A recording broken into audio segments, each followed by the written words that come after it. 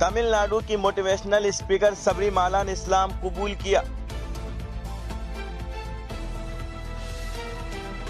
शर्जील इमाम की जमानत की दरखास्त पर समाअत आज।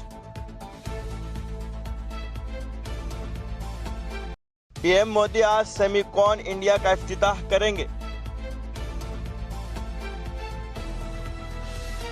वजीर दिफा राजनाथ सिंह ने बहरिया के कमांडरों से खिताब करते हुए कहा कि रूस यूक्रेन जंग ने यह वाज़ेह कर दिया है कि किसी पर भरोसा करने से काम नहीं चलेगा।